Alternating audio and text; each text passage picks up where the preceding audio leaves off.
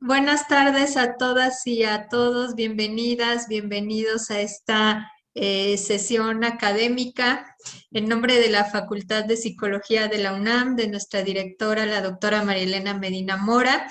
Les damos la más cordial bienvenida a esta sesión académica. El día de hoy estamos muy contentos porque tenemos un panel de expertos, de ponentes que nos acompañan y que en un momentito el doctor José Luis hará la introducción correspondiente. Antes de ello, me gustaría nada más recordarles algunas cuestiones de seguridad de nuestra sesión. Como ya pudieron observar, esta sesión está siendo grabada y está siendo transmitida vía Facebook. Entonces, para que tengan cuidado, por favor, de la transmisión, de su imagen, recordarles que nosotros no les pediremos ningún dato personal para que tengan también las precauciones en los datos que comparten en el chat. Simplemente al final de la sesión les pasaremos la liga de asistencia para generar sus constancias. Además, también recordarles que sus micrófonos están desactivados para favorecer pues, que podamos escuchar a nuestras y nuestros ponentes de la mejor manera y sin interrupciones. Y al final de nuestra sesión, como siempre, abriremos un espacio para poder conversar, para escucharles, para que puedan hacer ustedes preguntas a nuestros excelentes ponentes, ya sea de viva voz o a través de nuestro chat. Bueno, pues sin más, le voy a dar la palabra a nuestro querido amigo, el doctor José Luis Vázquez de la CICAD, para que nos dirija el mensaje de bienvenida y nos presente a los maravillosos ponentes que tenemos el día de hoy, a quienes aprovecho también para agradecer de antemano. Muchísimas gracias y adelante, doctor José Luis.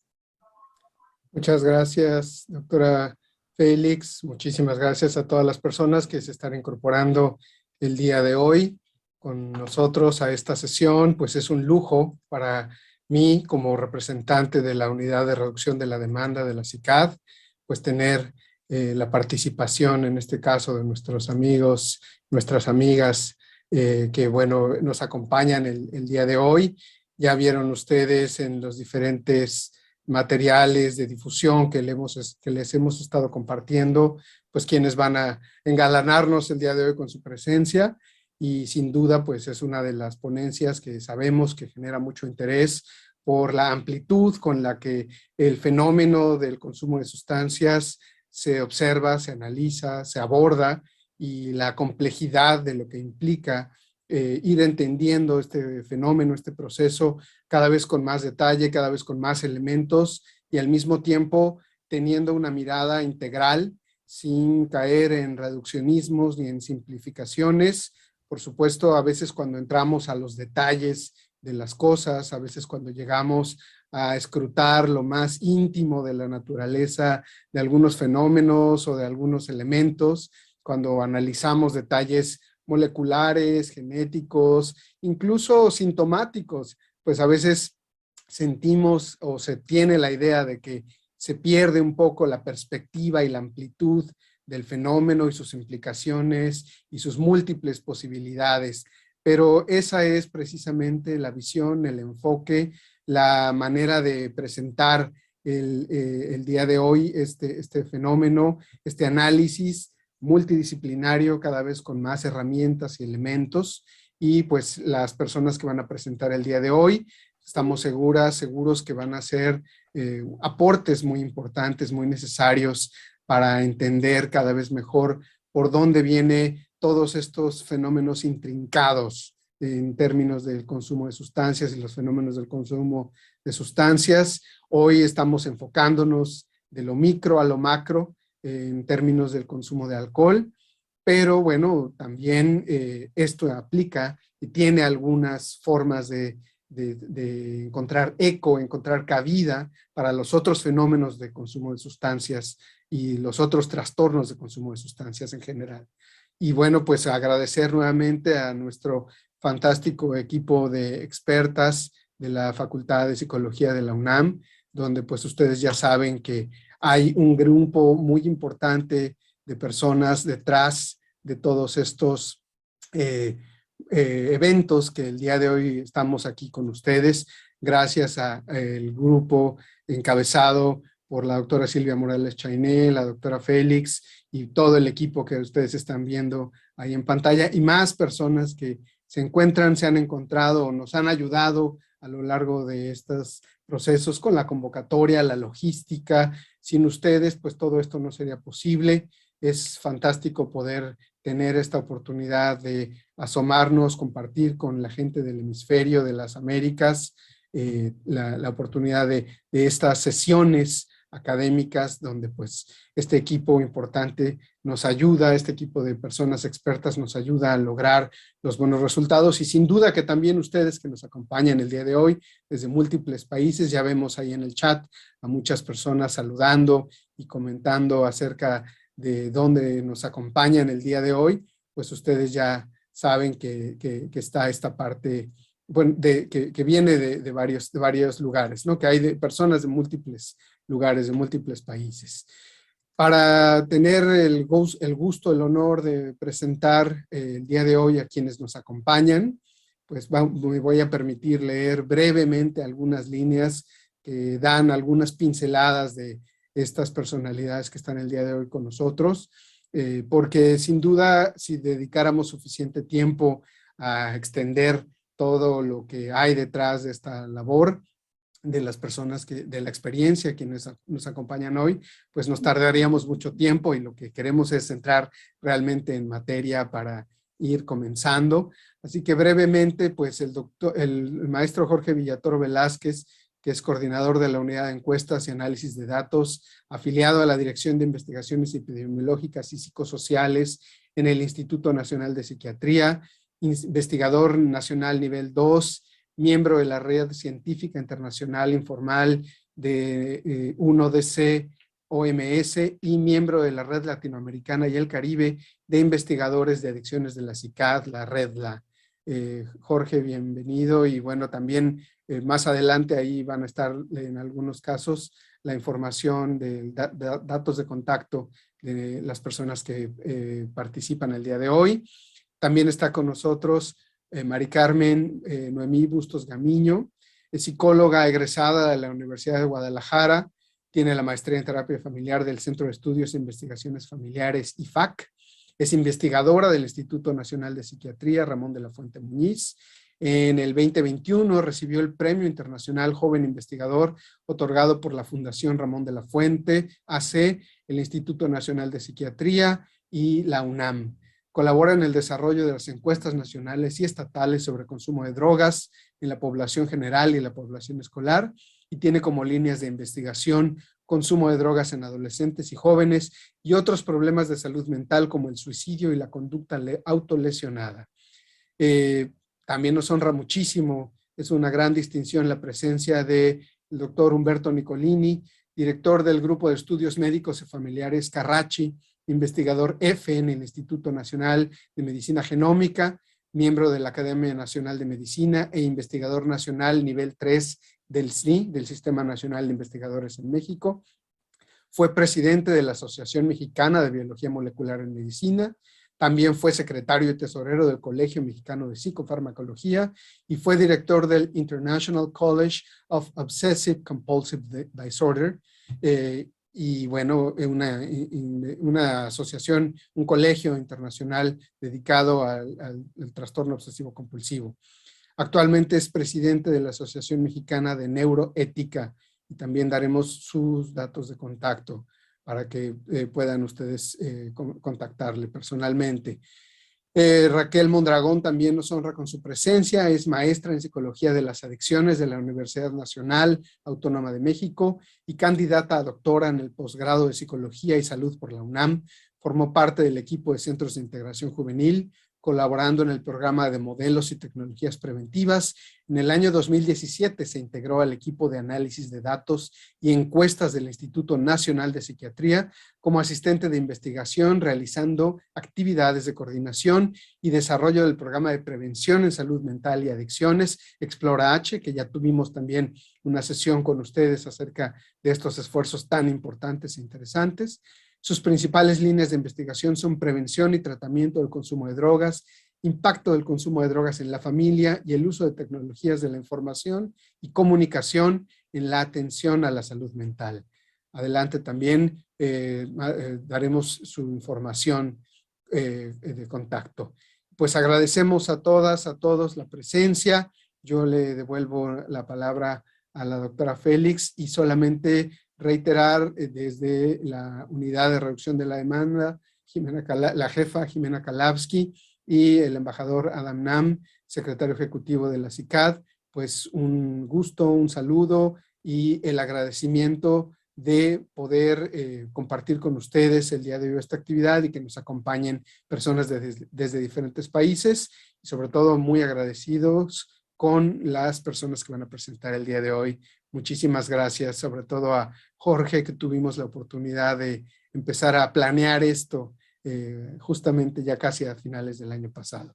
Doctora Félix, de revuelta, Violeta, muchas gracias. Gracias, doctor José Luis. Pues no quiero consumir más tiempo a nuestros excelentes ponentes, entonces pues sin más le doy la palabra al maestro Jorge Villatoro para iniciar con esta sesión y mucho éxito a todos. Adelante, maestro. Gracias, Violeta. Gracias por la invitación. También a Diana, que estuvieron ahí muy al tanto. Mi querido José Luis, muchas gracias.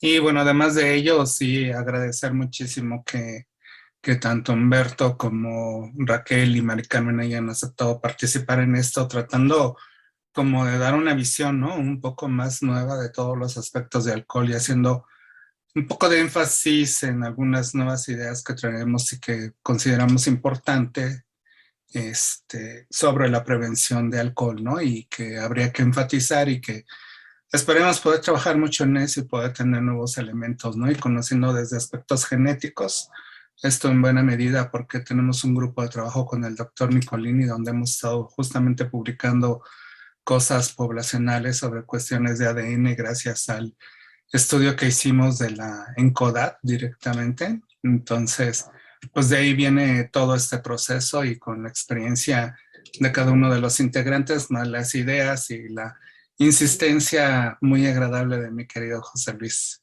Entonces, muchísimas gracias y pues adelante con la primera presentación. En este caso, comenzamos con el doctor Humberto Nicolini. Gracias, Humberto, por haber aceptado y un abrazo desde antes. Muchas gracias, Jorge. Y pues un gusto estar aquí con ustedes para pues compartirles pues estas ideas de estos trabajos que hemos venido realizando. Yo estoy trabajando, bueno, pues muy de cerca con todas el grupo de Jorge, la doctora Medina Mora, y pues y ahí en el Instituto Nacional de Medicina Genómica, haciendo la parte de investigación del lado genético. Aquí les voy a presentar algunos.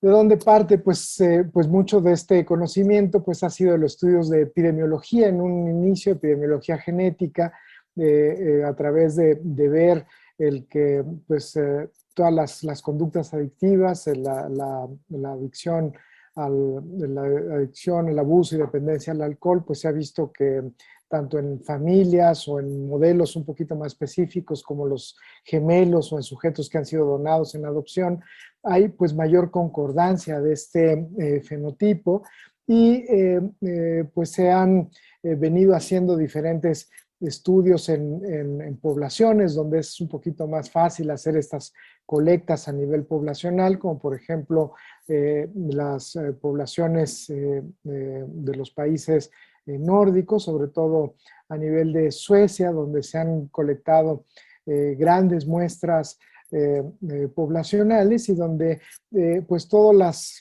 muchas de las conductas se han llamado los trastornos externalizados, pues han visto que hay una mayor concordancia, sobre todo en los modelos monocigóticos que los gemelos disigóticos, comparten 100% de sus genes, con aquellos comparten el 50% de este tipo de conductas, incluidos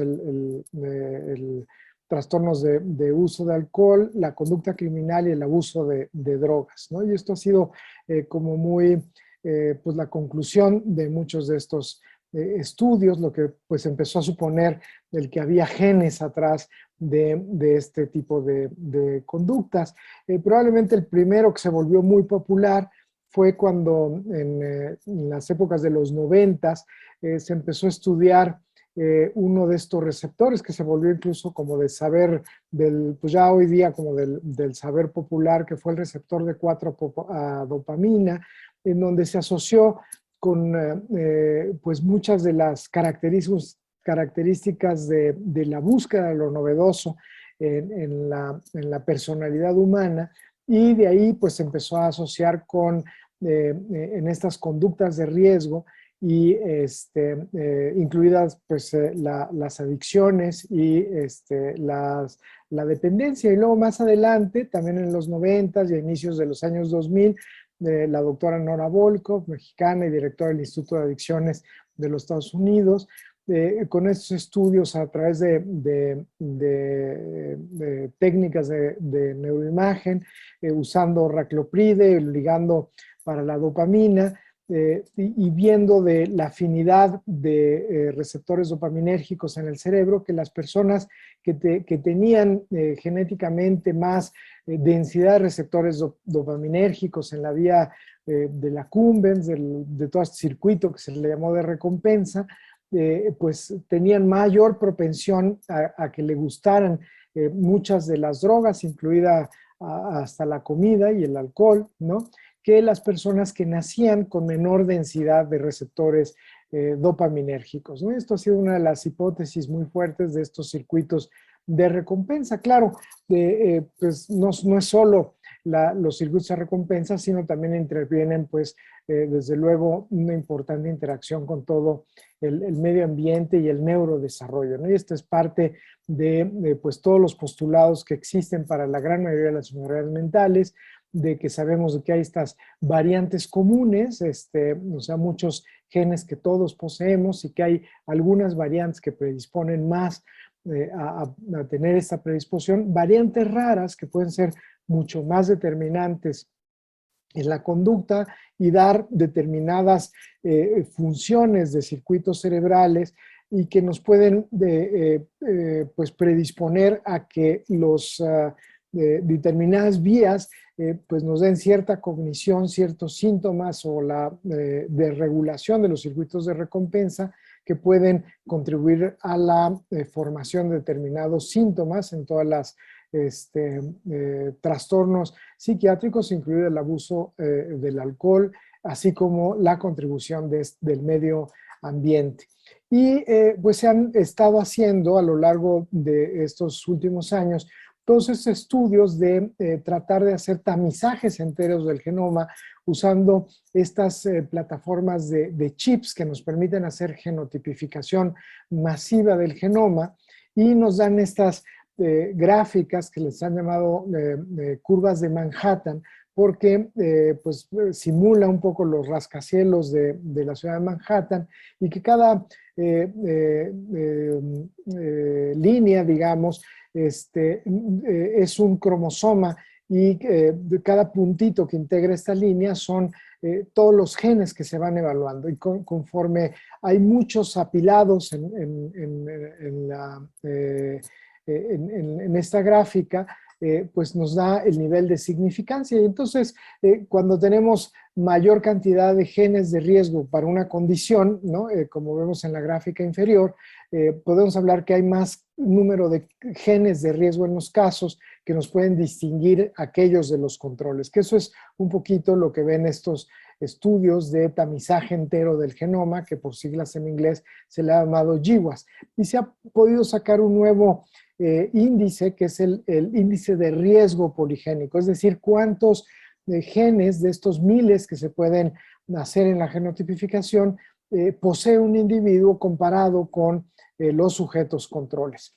Y se ha podido hacer prácticamente esos estudios para cualquier patología o subtipo de fenotipo conductual, como déficit de atención, esquizofrenia, depresión mayor, los logros educativos, la inteligencia, y se han podido calcular estos riesgos poligénicos para muchas de estas fenotipos relevantes en la conducta, y lo mismo el vínculo que puede haber, el traslape de genes entre las diferentes condiciones, y esto incluso nos está llevando a establecer nuevas relaciones genéticas que hay entre las diferentes patologías, ¿no? Entre el trastorno obsesivo-compulsivo y la anorexia, la esquizofrenia, el trastorno bipolar, ya a nivel molecular.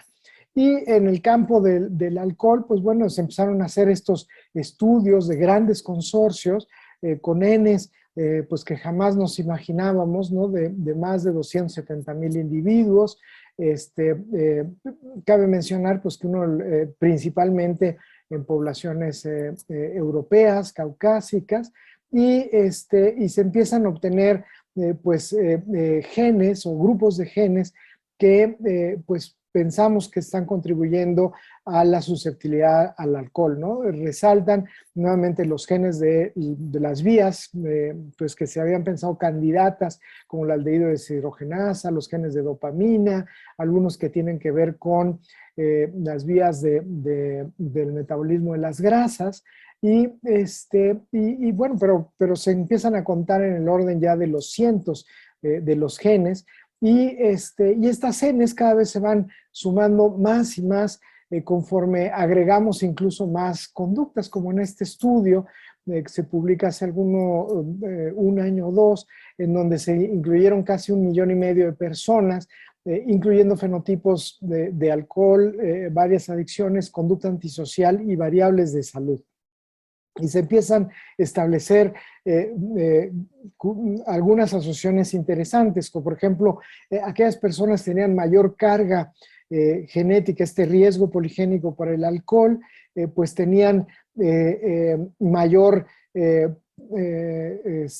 probabilidad de terminar su educación universitaria, tenían una mayor probabilidad de tener su primer contacto sexual antes de los 18 años, una mayor probabilidad de ser despedidos del trabajo, una mayor probabilidad de tener rasgos de conducta antisocial, de ser arrestados o de tener el uso de otras sustancias ilegales o de opioides, y empieza a ver pues cómo es el riesgo de estos genes del alcohol, pues empiezan a influir en otras características conductuales, ¿no? Como también el déficit de atención, trastorno de estrés postraumático, el no haber sido fumador nunca en la vida, y la conducta antisocial, pero también en esto de los años de educación, el inicio de la conducta sexual, etcétera, ¿no? Entonces, son variables muy interesantes. Y como les había mencionado Jorge, pues pudimos hacer este primer estudio a nivel poblacional, tomando una submuestra de la encuesta nacional para las adicciones, de la misma manera usando uno de estos microarreglos de genotipificación, y pudimos por primera vez pues hacer una genotipificación de varios miles de personas para pues tratar de evaluar esto. Una de las primeras cuestiones curiosas es que pudimos identificar simplemente por ancestría, es decir, aquellos genes que se vinculan al origen étnico de las personas, y identificamos 7 grupos distribuidos a lo largo de toda la República, y que pues fue un dato interesante, digamos, ¿no? Que hay estos conglomerados étnicos que independientemente de la gente cómo se identifica, pues genéticamente estaban distribuidos a lo largo de la República. Y ya para las adicciones, pues hicimos el primer tamizaje genético de los individuos, correlacionándolo con los diferentes tipos adictivos, ¿no? Aquí lo hicimos para los diferentes subtipos, para drogas, alcohol, tabaco, y en el alcohol pues encontramos varios genes que se aproximaban. La señal era mucho más importante cuando considerábamos patología dual, es decir, la presencia de trastornos mentales y el uso de sustancias. Aumentaba la cantidad de genes que lográbamos encontrar. Cabe mencionar, bueno, que otra de las áreas de enorme interés es esto de cómo participa el medio ambiente, e incluso el medio ambiente puede influir el hecho de que algunos genes se enciendan o se apagan, como si hubiera un interruptor, que ciertos factores medioambientales pueden influir en la activación de los genes, y esto se le ha llamado la epigenética, ¿no? Uno de los mecanismos más frecuentes es que algunos factores ambientales pueden aumentar la cantidad de metilación, es decir, el agregado de un carbono y tres hidrógenos en ciertas regiones del gen, y esto hacer que se queden silenciada la expresión de estos genes, y esto influir en que se den cambios en el fenotipo, la no expresión de ciertas proteínas. Y esto ha sido interesante porque independientemente de cómo venga la escritura de un gen, este gen pues no es una escritura definitiva, sino por estos factores epigenéticos puede variarse esta expresión silenciándose o no. Entonces, estos factores epigenéticos modulados por el medio ambiente resultan muy interesantes, ¿no? Entonces, el poderlo medir, incluso tejido específico, pues resulta de enorme interés. Aquí son otros datos que hemos hecho con personas que han muerto por suicidio, y que muchas de la comorbilidad más importante en la muerte por suicidio en personas de la Ciudad de México fue el que encontramos datos de abuso de alcohol al momento de la muerte, como un factor epigenético muy importante y que puede estar influyendo en que estos genes que encontramos mucho más sobreexpresados o subexpresados pudieran estar siendo influidos por la cantidad de alcohol en el momento de la muerte, ¿no? Es una de las hipótesis que planteamos, que por ejemplo pueden estar influyendo en esta sobreexpresión o subexpresión de genes al momento de la muerte por suicidio. Otro dato interesante en las personas que tuvieron tanto muerte como intento de suicidio fue el medir el riesgo poligénico. Y las personas aquí que encontramos cuál era la cantidad de genes de riesgo poligénico más alta, claro, la primera hipótesis hubiéramos pensado por la enorme comorbilidad que les mencioné, la patología dual, pues era el de abuso de sustancias. Sin embargo, fue de los genes tanto de bipolaridad como de trastorno esquizofrenia fueron los que tuvieron el mayor índice de riesgo poligénico para intentos suicida en la muestra que hicimos aquí en las personas con intentos suicida, ¿no? Que fue un hallazgo y fue hasta en el cuarto índice de riesgo poligénico fue el de abuso de sustancias el que encontramos para esta población, pero bueno, pues son datos interesantes ya en nuestra población que hemos venido encontrando.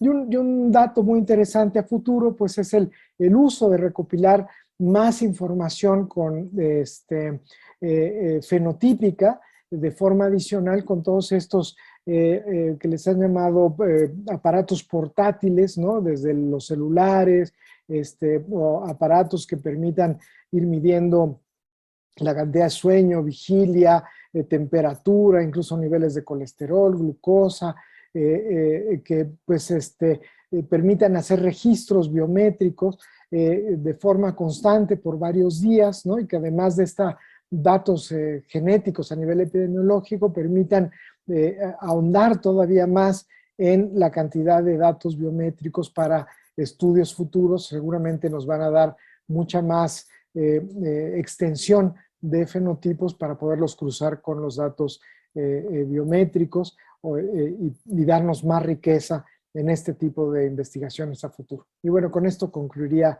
mi presentación y muchas gracias por su atención. Muchas gracias, doctor Nicolini. Pues un placer ir revisando todos estos detalles que por supuesto son esenciales en todo el proceso. Ya lo mencionábamos, desde dónde empezar a tener esta mirada muy clara, cómo ir teniendo pues el proceso desde las bases, la información muy clara desde el principio, con relación a la temática de las adicciones en ese sentido.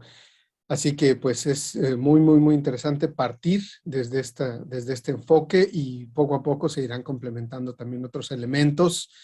Sin duda, hoy en día genera mucho interés la información asociada a los genes. Qué bueno que poco a poco hay más claridad al respecto, con investigaciones tan importantes como las que ustedes realizan, y el equipo completo ahora que también estamos abordando esta temática, ¿no? De nuevo, muchísimas gracias, y en especial al INMEGEN y bueno, al doctor Nicolini por todo su trabajo que viene a compartirlo el día de hoy. A continuación está con nosotros también, como ya lo mencioné, la maestra Raquel Mondragón, a quien le pedimos que haga el uso de la palabra y su presentación. Así que, querida Raquel, también que tenemos el gusto de conocernos previamente, antes de la epidemia de Zoom. Entonces, también es muy importante ahora que nos acompañes, y que afortunadamente también ya has estado en otras actividades con nosotros. Ustedes ya la conocen, cosas del año pasado, pero vienes ahora a compartirnos más información, así que adelante con tu presentación. Bueno, pues muy buenas tardes a todos y muchas gracias, José Luis, por la invitación. Entonces voy a compartirles mi pantalla. La pregunta de siempre es, si ya pueden ver mi pantalla, ¿me lo pueden indicar, por favor? Está empezando, ahí está, y nada más le das modo de presentación y listo. Perfecto. Ok. Pues el día de hoy yo quiero compartirles algunas ideas justo relacionadas con el consumo de alcohol de los papás y mamás, y bueno, sus implicaciones en la prevención del consumo de alcohol.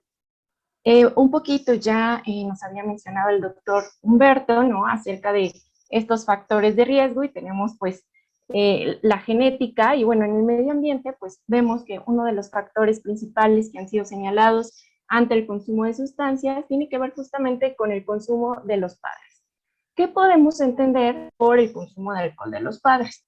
No podemos estar hablando entonces de conductas de consumo de alcohol que tienen papás y mamás y que potencialmente pueden ser observadas, percibidas e incluso aprendidas por sus hijos. La revisión de la literatura nos permite identificar justo que el tener papá o mamá con consumo de alcohol puede tener diferentes implicaciones, ¿no? Vemos que los niños y adolescentes tienen más problemas de salud mental, tales como ansiedad y depresión. También reportan más problemas de conducta como TDAH o conductas disruptivas, y también de manera específica presentan más problemas de consumo de alcohol. Esto en general nos va a llevar a hablar de un término, de un fenómeno que lleva por nombre transmisión intergeneracional del consumo de alcohol, la cual nos está indicando justamente que el consumo de alcohol de los papás se relaciona con un aumento en la probabilidad de que problemas similares o relacionados puedan ocurrir en una próxima generación, es decir, en sus hijos. Es interesante, ¿no?, ante esta situación pensar justamente por qué los hijos de padres bebedores tienen mayor riesgo de consumo. Esto nos hace justamente hablar de estos mecanismos que pueden estar implicados en este fenómeno. Ya tenemos los mecanismos genéticos, que justamente acabamos de escuchar una gran introducción ante esta cuestión, y también tenemos una serie de mecanismos psicosociales. No va a haber mecanismos psicosociales que nos pueden estar dando cuenta de por qué hay mayor riesgo de consumo en adolescentes con padres bebedores. Hay algunos que nos señalan situaciones o mecanismos relacionados per se con la conducta, ¿no?, que lo primero que pensaríamos tiene que ver con la teoría del aprendizaje social. Otros mecanismos que tienen que ver con las cogniciones. Hay teorías que nos dicen, bueno, estos chicos tienen mayor riesgo de consumo porque justamente los padres transmiten expectativas positivas ante el consumo de alcohol. Y una serie de mecanismos ambientales que lo que nos están indicando es que el consumo de papá o de mamá va a incidir en ciertas variables de la familia, por ejemplo, como la cuestión familiar, cuestiones relacionadas con el estrés, con violencia, Y una cuestión muy importante tiene que ver con que el consumo de papá y mamá incide en sus habilidades de crianza. Entonces, el día de hoy yo les quiero compartir como 3 aspectos fundamentales o 3 mensajes que me gustaría que nos quedáramos sobre el consumo de alcohol de papás y mamás. Bueno, para esto voy a presentar los resultados de un estudio que hicimos sobre la Encuesta Nacional de Consumo de Drogas en Estudiantes, la ENCODE, la cual se aplicó a 114,364 estudiantes de secundaria y bachillerato. Para este estudio, bueno, evaluamos diferentes variables, incluido el consumo parental de alcohol, que justo quiero que recuerden muy bien, ¿no? En este estudio vamos a identificar 4 grupos de estudiantes. Aquí está el primer grupo, donde no tienen antecedentes de consumo de alcohol ni en papá ni en mamá. El segundo grupo, que va a ser el grupo donde nos contestaron que papá tiene problemas por consumo de alcohol. El tercer grupo, aquellos estudiantes que contestan que su mamá tiene problemas por consumo de alcohol. Y el cuarto, que son aquellos estudiantes que consideran que ambos papás tienen problemas por su consumo de alcohol. También evaluamos el consumo excesivo de alcohol en el último mes de los estudiantes, una serie de variables de habilidades de crianza como la supervisión negativa, el involucramiento positivo y la tolerancia parental hacia el uso de alcohol, y una serie de variables sociodemográficas. Bueno, vamos a ver los primeros resultados que me gustaría mostrarles, ¿no? Que justamente no tienen que ver, aquí se acuerdan de estos 4 grupos que les enseñé hace ratito. Lo que podemos ver en esta tabla justo es que los estudiantes que reportan consumo de alcohol en papá tienen hasta 38% mayor riesgo de presentar consumo excesivo en comparación de los estudiantes que no tienen papás con problemas de consumo de alcohol. En el caso de la mamá, vemos que también tienen mayor riesgo. E incluso podemos estar observando que hay mayor riesgo cuando mamá es la que consume. En el caso del grupo donde identificamos que ambos padres tienen problemas de consumo de alcohol, también podemos identificar que tienen mayor riesgo de consumir alcohol. En este modelo justamente también podemos observar las implicaciones de ciertas habilidades de crianza, como aquí la supervisión negativa. Cuando hay supervisión negativa con mucha frecuencia, entendiendo supervisión negativa, por ejemplo, que son chicos que consideran que sus papás no están atentos a con quién salen, a qué hora van a llegar, no hay esa supervisión de parte de sus papás. Cuando con mucha frecuencia se presenta esta situación, estos estudiantes tienen mayor riesgo de consumir alcohol de manera excesiva en comparación de sus similares que nunca perciben supervisión negativa. De igual manera, ¿no? Cuando vemos aquí el involucramiento parental, una baja frecuencia de involucramiento parental se asocia con mayor riesgo de consumo excesivo. De manera similar, vamos a ver con la tolerancia parental positiva. Es decir, cuando tengo papás que dicen que están a favor del consumo de alcohol, ¿no? Hay más riesgo de que yo consuma alcohol de manera excesiva. Esto, digamos, como en un primer modelo vemos que sí, en efecto, si hay un antecedente de consumo de alcohol en papá y mamá, el riesgo de consumir de manera excesiva en los estudiantes se incrementa.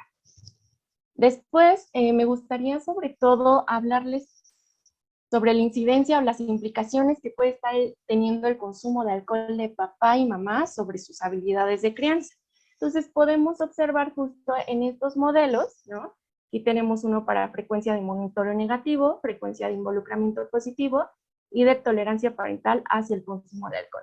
Podemos observar nuevamente aquí mis 4 grupos y vemos que tener papá con consumo, mamá con consumo o ambos papás con consumo implica mayor riesgo de que se presente con mucha frecuencia el monitoreo negativo. De igual manera, cuando observamos los datos sobre involucramiento positivo, vamos a ver que tener estos antecedentes se va a relacionar con un aumento en el riesgo de que haya muy poco involucramiento positivo.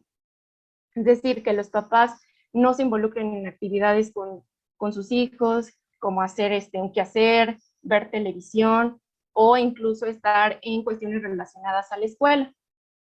En el caso de la tolerancia parental hacia el consumo de alcohol, también vemos que el consumo de alcohol en los papás, ya sea solo en papá, solo en mamá o en ambos, se asocia con mayor riesgo de que los papás estén a favor del consumo de alcohol. Ahora bien, vamos a observar estas 3 tablitas, ¿no? Donde vamos a ver nuevamente nuestros 4 grupos de consumo de alcohol en los papás, pero digamos en interacción con la frecuencia de supervisión negativa. Vamos a poner un ejemplo claro, ¿no? Aquí, por ejemplo, son los estudiantes que reportan consumo en su papá y que con mucha frecuencia reportan supervisión negativa. Aquí el porcentaje de consumo excesivo es del 25.3, pero si papá consume, pero nunca hace una supervisión negativa, es decir, si está al pendiente de con quién salgo y a dónde salgo, este porcentaje de consumo excesivo es menor, es del 13.1%. Entonces vemos que sí, ¿no? El que tengamos baja frecuencia de supervisión negativa en estos grupos de consumo parental de alcohol se asocia con mayor riesgo. Lo mismo vamos a observar en el grupo que está reportando consumo en su mamá y que tiene con mucha frecuencia supervisión negativa. ¿Qué sucedió en cuanto a la frecuencia del involucramiento positivo? Vemos aquí que cuando mamá consume y nunca hay involucramiento positivo, el porcentaje de consumo excesivo es del 38%. Pero si hay consumo en mamá, pero sí percibo involucramiento positivo y con mucha frecuencia, el porcentaje de consumo excesivo es del 16.6%, y esto se refleja justo en que estos estudiantes que nunca perciben involucramiento y que reportan consumo en mamá, tienen mayor riesgo de consumir alcohol de manera excesiva. Aquí es interesante ver que en el grupo donde ambos padres consumen, la variable de involucramiento positivo ya no fluctúa tanto, ya no hay tantas diferencias, lo cual se refleja en que nuestro riesgo ya no es significativo para esta variable. Posiblemente nos hable de que cuando hay consumo de ambos padres, hay otras variables psicosociales que pueden estar involucradas en el aumento de riesgo. ¿Qué sucede en el caso de la tolerancia parental al consumo de alcohol? Nuevamente, aquí vamos a ver el ejemplo con los chicos que reportaron consumo de alcohol en papá y que sus papás consideran que consumir alcohol está bien. El porcentaje de consumo es de 30.6, y cuando estos estudiantes consideran que sus papás están en contra del consumo de alcohol, este porcentaje es menor, 15.6, y nuevamente se refleja en un mayor riesgo. En el caso de consumo con mamá, ¿no? Incluso sucede algo al revés. Cuando yo reporto consumo de alcohol en mi mamá y reporto una tolerancia parental a favor del uso de alcohol, curiosamente el porcentaje de consumo es menor que si mis papás están en contra, lo cual nos habla de que es como un tanto contradictorio el resultado en comparación de estos grupos. De igual manera, con ambos padres no hubo diferencias significativas, lo cual nuevamente nos habla de seguir explorando algunas variables que pueden estar, digamos, asociadas a este fenómeno. Yo quería mostrarles justamente estas diapositivas porque vemos que si mejoramos entonces las habilidades de crianza de papás y mamás con problemas de consumo de alcohol, podemos disminuir el riesgo de consumo, ¿no? Vemos aquí cuando nunca hay involucramiento versus con mucha frecuencia de involucramiento, y si el porcentaje de consumo excesivo es menor, lo cual nos va dando un poquito de claves para prevenir justamente el consumo de alcohol en adolescentes que reportan antecedentes de consumo de alcohol en sus padres. Aquí hay una breve explicación nuevamente. Y bueno, ¿cuáles serían las implicaciones de estos resultados en la prevención? Es importante que nosotros podamos concientizar justamente sobre los efectos que tiene el consumo de alcohol de papás y mamás. Justamente tenemos que seguir haciendo estudios que nos permitan incluso cuantificar, ¿no? ¿Cuál es la magnitud? ¿Cuántos adolescentes, cuántos niños están viviendo en casa con padres que tienen problemas de consumo de alcohol? Es importante que nosotros brindemos atención oportuna cuando desde nuestras trincheras, ahora sí que identifiquemos que hay adolescentes, que hay estudiantes que tienen papás con problemas de consumo de alcohol. De manera particular, considero que hay dos ámbitos importantes en los que podemos estar actuando, ¿no? Tenemos un ámbito escolar, ¿no? Y tenemos un ámbito de la atención clínica, ¿no?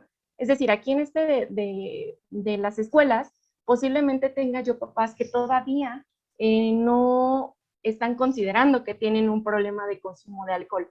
Cuando lo logremos identificar en las escuelas, es importante que nosotros acerquemos a estos padres con problemas de consumo, brindemos a lo mejor alguna fuente de apoyo, algún teléfono, alguna dirección en la que puedan acercarse para que reciban consejería breve, por ejemplo.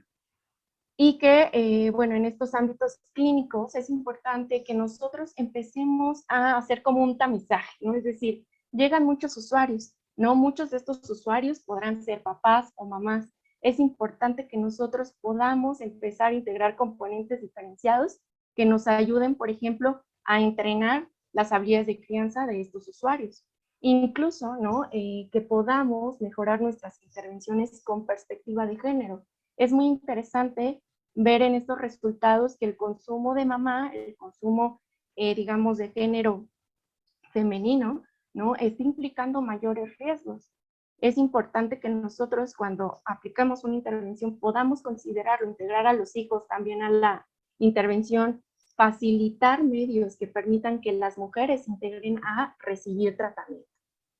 Y de manera general, creo que es importante que nosotros como padres e incluso como adultos podamos modelar un consumo responsable de alcohol. ¿A qué me refiero con esto? Que podamos, por ejemplo, poder modelar en este sentido el consumo para mujeres de 4 copas estándar, para hombres de 5 copas estándar, que intentemos que, por ejemplo, si estamos consumiendo alcohol, no manejemos, ¿no? Que no demos ese mensaje. Es importante también poner atención a los mensajes sobre el consumo de alcohol que nosotros estamos transmitiendo a nuestros hijos u otros menores de edad.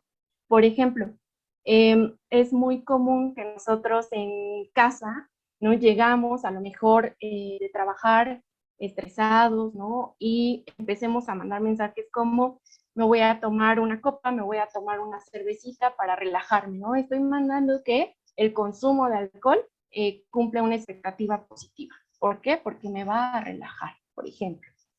Es importante que nosotros evitemos ofrecer alcohol a menores de edad, aunque sean fechas especiales.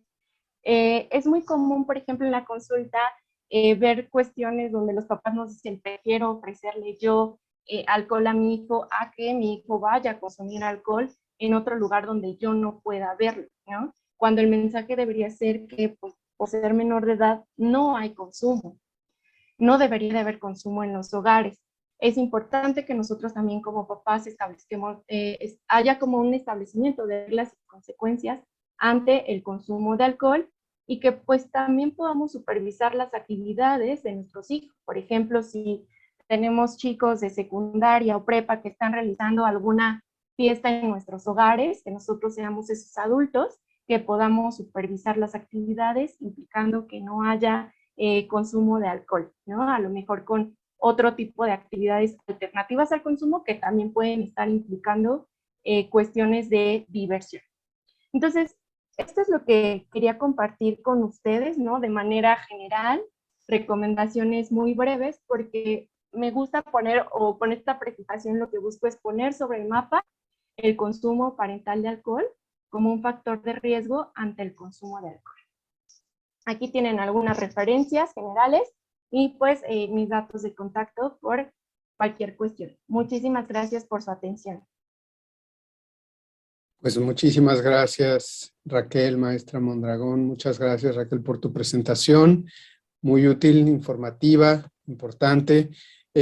Como es costumbre, tradición, ustedes ya saben que se está, bueno, en el chat están ahí también haciendo algunas de las preguntas, así que poco a poco las irán colectando estas preguntas, se irán teniendo ahí para que al final haya un espacio donde se puedan tocar algunas de estas preguntas de las personas que nos acompañan el día de hoy.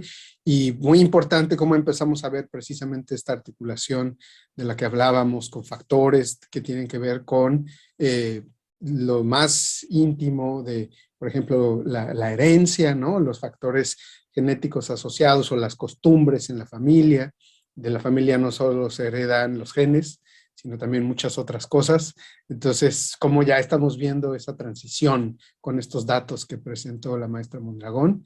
Y bueno, también a continuación vamos a tener el gusto de escuchar la información que nos va a compartir la maestra Mari Carmen Bustos Gamiño, a quien le cedemos también la palabra para que haga su presentación. Hola, muy buenas tardes. También agradezco mucho la invitación a esta sesión académica. Bueno, yo les voy a hablar sobre precopeo en adolescentes y jóvenes. Bueno, principalmente preguntarnos, ¿no? ¿Qué es el precopeo? Bueno, el precopeo es aquella conducta que nos lleva a tomar bebidas alcohólicas antes de asistir a algún evento social o deportivo, es decir, alguna fiesta, algún bar, a algún partido de fútbol, y también en la literatura es también conocido como pre-gaming o pre-drinking.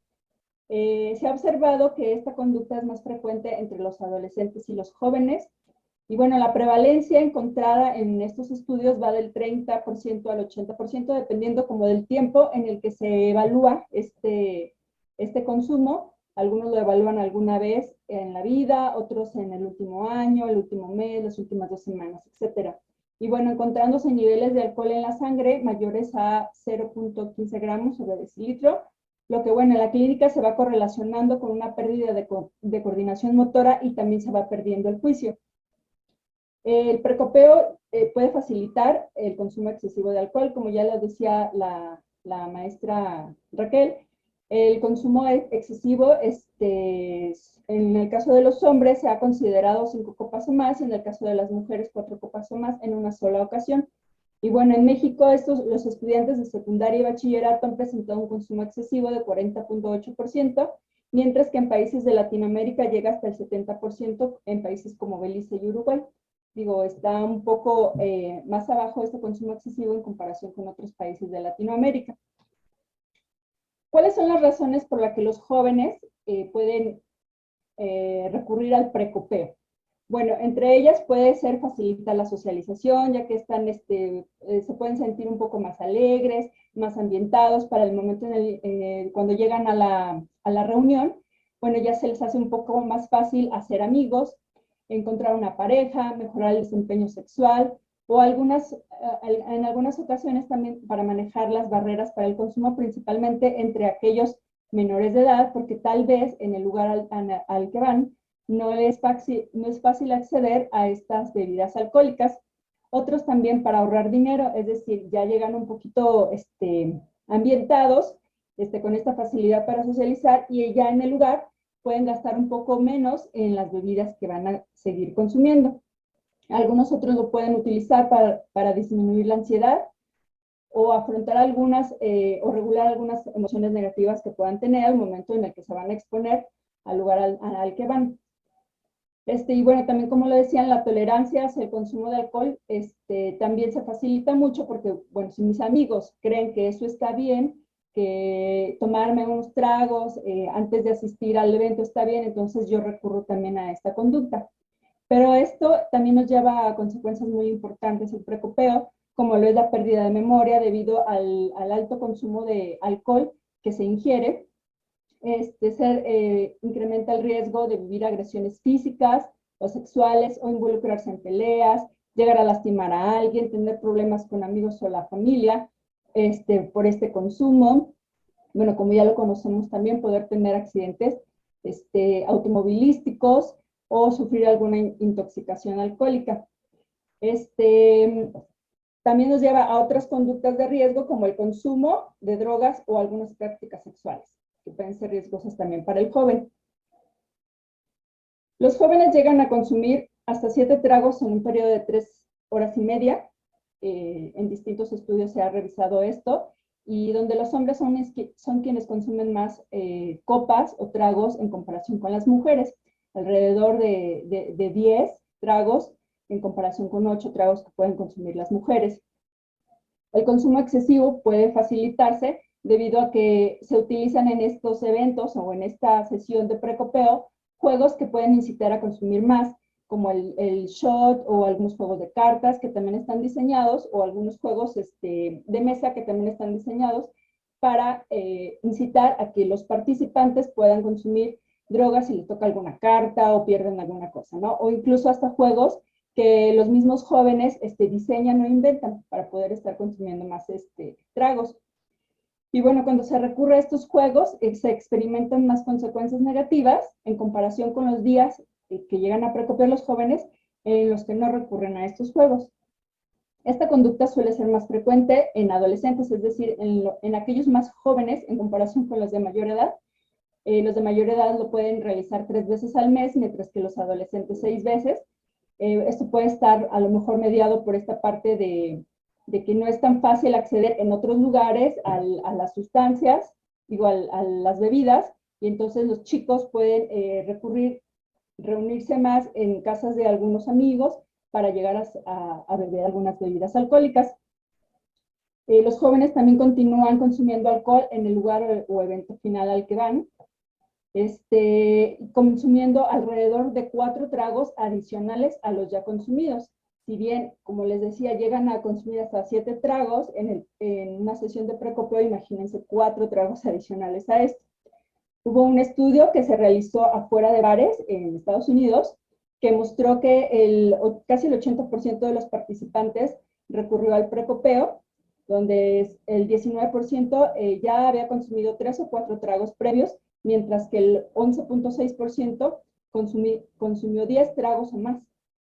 Los días de la semana de preferencia han sido viernes y sábados, que son como los días en los que los chicos llegan a salir, y totalmente es una conducta social, donde es más recurrente que se haga con amigos que en solitario. Y bueno, ¿qué información existe en México? En México, en la encuesta nacional de consumo de drogas, alcohol y tabaco, realizada en 2016, se preguntó precisamente esta información porque se quería conocer qué pasaba con esto con los jóvenes. Entonces, se preguntó a los jóvenes de 12 a 29 años que hubieran consumido 12 copas o más a lo largo de toda su vida. Y bueno, obtuvimos alrededor de 7,000 jóvenes que han recurrido al precopeo. Se les preguntó a todos, pero alrededor de 7,000 jóvenes que dijeron, sí, he recurrido al precopeo alguna vez en mi vida, ¿no? Y bueno, ¿cuáles son estas características? Los chicos, aquí vemos los datos divididos por grupos de edad, de 12 a 17, 18 a 24 y 25 a 29, ¿no? Entonces, ¿con quiénes acostumbran a precopiar estos jóvenes? Principalmente con los amigos, ¿sí? Y si vemos aquí, en menor medida se hace solo. Lo que les comentaba anteriormente es una conducta más social. La bebida de preferencia durante el precopeo, pues sigue siendo la cerveza.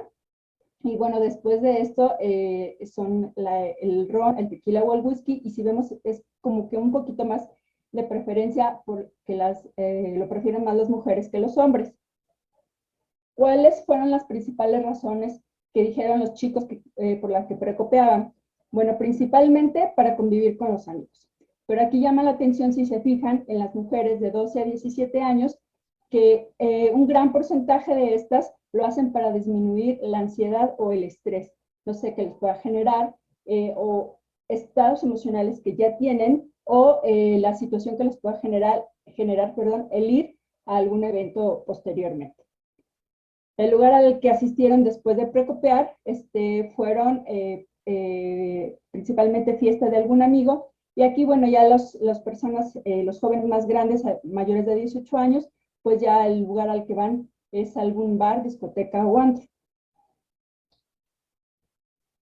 También nos interesó ver qué factores se encuentran asociados a esta conducta en estos jóvenes. Bueno, aquí preguntamos el consumo alguna vez y el consumo en las últimas 4 semanas. Y bueno, dentro de la información que obtuvimos en las mujeres, en el consumo o en el precopeo de alguna vez, vemos que un índice socioeconómico alto, una tolerancia hacia el consumo de alcohol por parte de la familia o del mejor amigo, también incrementa, que son estos números resaltados en negro, incrementa el recurrir al precopeo alguna vez, así como la presencia de algún malestar emocional que puedan tener. En el caso de los hombres, alguna vez las variables que se encontraron relacionadas fue un índice socioeconómico alto, la tolerancia, aquí únicamente la tolerancia del mejor amigo hacia el consumo de alcohol, y bueno, y si vemos también es muy importante también el malestar emocional que puedan presentar los chicos. Y bueno, ya para el precopeo en las últimas 4 semanas, también la tolerancia, tanto de la familia como del mejor amigo y del malestar emocional, se encontraron relacionados con el precopeo en las últimas 4 semanas, mientras que por edad, numerito que vemos en donde dice edad de 25 a 29 años, vemos que los más grandes son los que tienen un menor riesgo que los jóvenes, es decir, que los de 12 a 17 años para recurrir al precopeo. ¿Qué nos quiere decir esto? Que son los adolescentes los que recurren más a esta conducta que los de mayor edad. Y bueno, principalmente en las mujeres. Y en los hombres únicamente encontramos relacionados el índice socioeconómico alto e igualmente la presencia de malestar emocional para el precopeo en las últimas 4 semanas. Y también quisimos conocer qué consecuencias se podían asociar al precopeo. Y bueno, aquí como controlando un poquito por otras variables más sociodemográficas. Y nada más nos vamos a centrar en la primer columna donde se precopeó alguna vez. Aquí en el caso de las mujeres, el que hayan precopeado alguna vez se puede asociar o incrementa el riesgo para consumir drogas alguna vez o tener un consumo excesivo de alcohol. Y bueno, y en el caso de los hombres,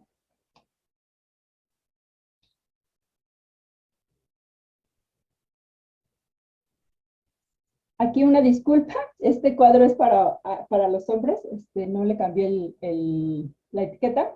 Bueno, aquí en el caso de los hombres, sí se relaciona para las cuatro variables de interés, que son para el intento suicida, incrementa el riesgo para un intento suicida, para una conducta antisocial, para consumo de drogas alguna vez, y también para el consumo excesivo de alcohol. Y bueno, un poquito sintetizando esta información que vimos. Una tercera parte de la población joven en México ha utilizado el precopeo. Alrededor del 30% de la población joven ha recurrido al precopeo. El precopeo se asocia más con episodios de consumo excesivo de alcohol, consumo de drogas e intento suicida. Y bueno, son los adolescentes los que muestran un mayor porcentaje de precopeo. Y esta situación puede generar un riesgo mayor a futuro debido a lo que conocemos, que son los adolescentes los que están más en esta formación cerebral, el desarrollo cerebral, y puede implicar más riesgo a futuro, y mientras más joven se pueda iniciar el consumo de alcohol, también existe un mayor riesgo para desarrollar dependencia a este. Un mayor porcentaje de adolescentes lo hace para reducir la ansiedad o el estrés en comparación con los de mayor edad. Y bueno, algo que vimos muy importante que les mencionaba tanto yo como la doctora Raquel, que la tolerancia en el entorno social es un factor muy importante que puede favorecer el consumo de alcohol y así como el malestar emocional que puedan tener los jóvenes, los adolescentes. Y bueno, con estos datos, ¿qué es importante dirigido a la prevención? Bueno, es importante trabajar en la tolerancia hacia el consumo de alcohol, con el entorno cercano de los jóvenes y los adolescentes, también promover una red de atención de salud mental que sea de fácil acceso para los jóvenes y sobre todo poniendo énfasis en este desarrollo socioemocional que le permita manejar estas situaciones y que no llegue a desarrollar problemas con el consumo de alcohol. Y así como fortalecer también políticas públicas sobre el consumo de alcohol, principalmente enfocado a la disponibilidad de las bebidas alcohólicas como la venta y publicidad. Si bien vimos en estos datos, son los adolescentes los que tienen un mayor consumo de alcohol, ¿no? Entonces, si en México está prohibido la venta para las bebidas alcohólicas, entonces, ¿cómo están obteniendo estas bebidas los más chicos? Entonces, es importante reforzar desde aquí la venta que puede existir tanto en tiendas o en otros lugares que puedan vender estas bebidas alcohólicas y que esto impacte entre la población joven y los menores de edad. Bueno, esto es todo. Muchas gracias. Muchas gracias, maestra Mari Carmen. Qué gusto y bueno, importantísimo ver esta información, sobre todo desde la perspectiva de lo que se menciona de las cosas que mencionaste al final, muy relevantes con relación a la disponibilidad. Sabemos que esta práctica en muchos casos se lleva a cabo sobre todo por cuestiones de costos, ¿no? Donde la gente justo antes de ir a cualquier otro lugar donde el costo de la bebida va a ser 3 o 4 veces mayor, pues llegan ya con el consumo para que en el lugar donde o no se los van a vender o no hay acceso o el costo es prohibitivo, pues ya haya previamente este consumo y se logre el efecto o el estado que las personas estarían buscando en algunas experiencias como los conciertos o algún otro tipo de cosas parecidas, ¿no? Así que sin duda que es fundamental esta información que además carecemos en muchos casos acerca de estos detalles, súper agradecidos con todos estos datos que proporcionas y por supuesto ahí hay varias preguntas en el chat que adelante tendremos, pero ahora tenemos también el gran lujo de escuchar a nuestro querido amigo Jorge Villatoro, que bueno, no necesita presentación porque todas y todos lo conocen, lo estimamos mucho. Y gracias nuevamente, Jorge, y te cedemos la palabra para tu presentación, que es la parte final, antes de preguntas y respuestas. Sí, gracias, Jorge. Gracias, buenas noches a todos. Un gusto estar aquí y bueno, reitero mi agradecimiento para todos los panelistas y para todo el grupo de la Facultad de Psicología y de la SICAD por invitarnos en este evento, ¿no? Ya hemos hablado muchísimo de lo que son los datos. O sea, aquí tenemos propiamente, porque incluso hay algunas preguntas sobre la parte de prevención. Pues esto nos da una idea, ¿no? Global de los distintos niveles de prevención. Algunos incluso hablan de las intervenciones, donde tenemos esta partecita y ya directamente lo que es el tratamiento cuando tenemos un trastorno por uso de sustancias, en este caso específico de lo que sería la parte ya del tratamiento, ¿no? Y bueno, para la parte de prevención, pues tenemos todo esto y, por ejemplo, en alguna pregunta hacen de que, pues, ¿qué hay que hacer, no? Para los niños y demás, y pues ahí estamos trabajando muchísimo, muchos aspectos sobre prevención universal, selectiva e indicada, y hay varias intervenciones que ya se mencionarán en algún momento, al momento de contestar la respuesta. Como datos generales, nada más quiero señalar lo que es el consumo per cápita en México, de acuerdo a la ENCODAT que hicimos en el 2016, que la levantamos y justo de ahí también vienen algunos de los datos que se han presentado aquí. Y bueno, pues lo que estamos observando en buena medida es el consumo per cápita, ¿no? Y tenemos un consumo per cápita de 4.8 litros aproximadamente. Y lo que observamos es que los hombres de 18 a 29 son los que tienen el consumo per cápita de alcohol puro, que son 11.8 litros de alcohol puro en esta población a nivel de todo el país, ¿no? Y en tanto que las mujeres, pues sí, se van más abajo. Sin embargo, un dato bien relevante que hay que tomar en cuenta para fines de prevención y de planeación es que en el caso de las mujeres, el consumo per cápita en las adolescentes de 15 a 17 años está más alto que cualquiera de los otros grupos socioeconómicos, bueno, de edad en este caso.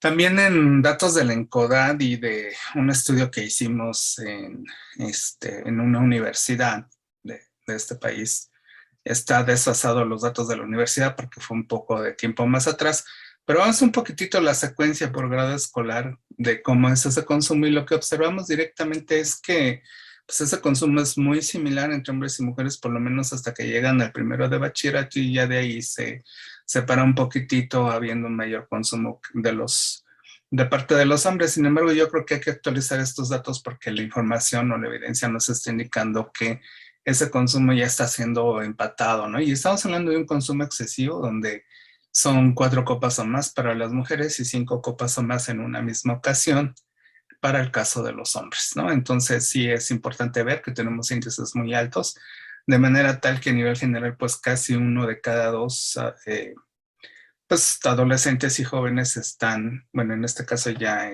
en licenciatura, están, digamos, por lo menos embriagándose al menos una vez en el último mes.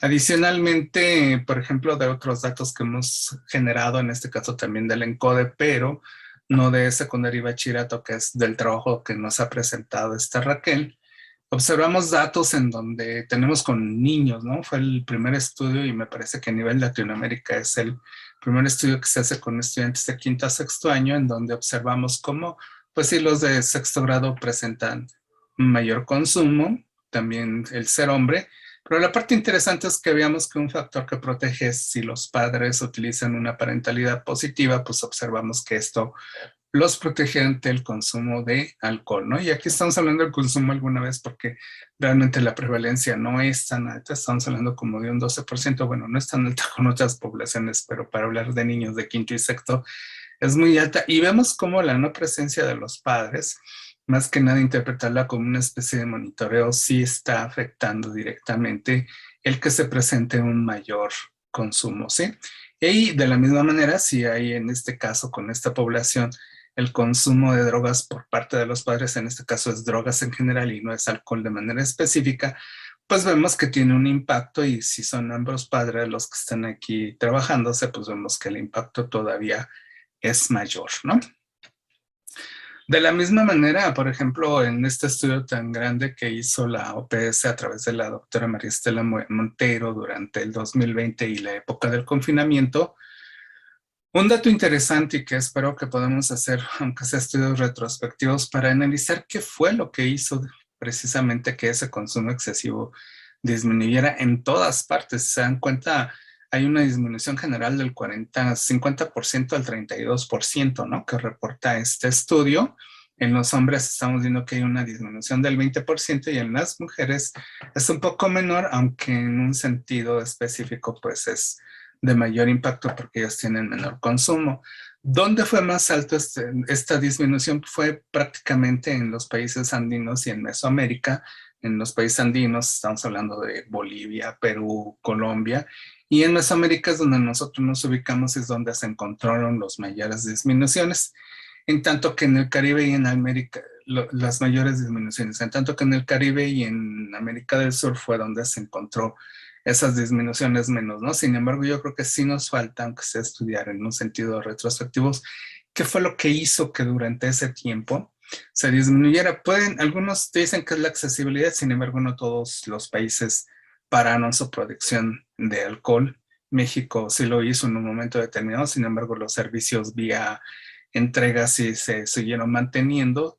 Tuvimos problemas con diversas intoxicaciones en varios estados, aunque no sabemos si este nivel de intoxicaciones por alcohol adulterado se debió a la pandemia o estos datos son iguales que los del 2019, ¿no? Esa parte nos falta hacer la comparación. Y uno de los análisis que hemos hecho, esto sí no está publicado todavía, es al ver las actividades que hacen los chavos, propiamente cuáles pueden ser bastante importantes. Si vemos que el hacer la tarea o estar estudiando es uno de ellos, el salir con los papás a pasear o la familia a pasear, son factores que están en un momento determinado protegiendo, por eso los valores de -1 en la razón de momios, y también el que pues lean revistas, periódicos o libros, ¿no?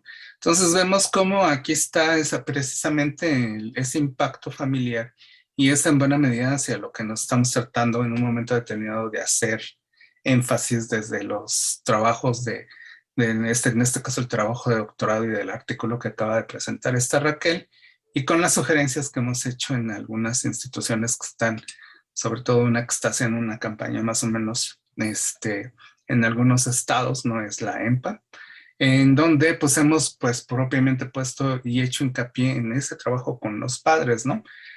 En muchos aspectos. Tenemos ya unas sugerencias bien establecidas por parte del Instituto de Abuso de Alcohol de los Estados Unidos, en donde pues ellos dicen que hay que hacer intervenciones a nivel individual, hay que a trabajar con estas intervenciones en los programas escolares con objeto de desarrollar habilidades socioemocionales y que motiven el alejamiento de el uso del alcohol. Y bueno, sobre los padres o los cuidadores dan cosas o aspectos bien interesantes, como es hablar sobre los peligros de alcohol, modelos a seguir, evitar el alcohol, involucrarse con las amistades de los hijos, mantener rutinas de comunicación, la supervisión y en reuniones y fiestas, y fomentar la participación de sus hijos en otro tipo de actividades que no involucren el consumo de alcohol.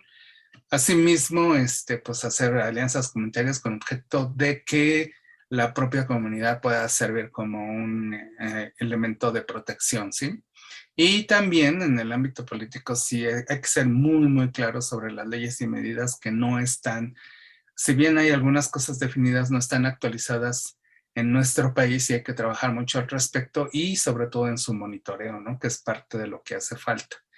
En ese sentido, pues bueno, ellos hablan, o es el NIAA, nos habla directamente de que pues se debe de prohibir que manejen, y los establecimientos también deben de tener una corresponsabilidad sobre esa parte, y también elevar los costos de las bebidas alcohólicas y checar bien y hacer los estudios socioeconómicos, econométricos, perdón, con objeto de tener bien clarito cuáles son esa elasticidad de precios y que tenga un impacto directo sobre la disminución del consumo, porque de hecho lo que se ha incrementado en buena medida pues es justo el consumo de alcohol. Hemos podido nivelar la parte del consumo de tabaco y en algunos grupos disminuirla.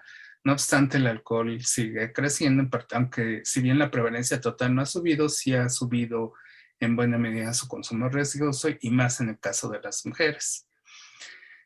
Pero ¿cuáles son las implicaciones de esto? ¿Qué podemos decir adicional a lo que son las sugerencias de este Instituto de Abuso de Alcohol, y considerando las recomendaciones de todos nuestros compañeros de esta mesa? Pues básicamente no hemos trabajado realmente sobre el consumo de los papás y las mamás.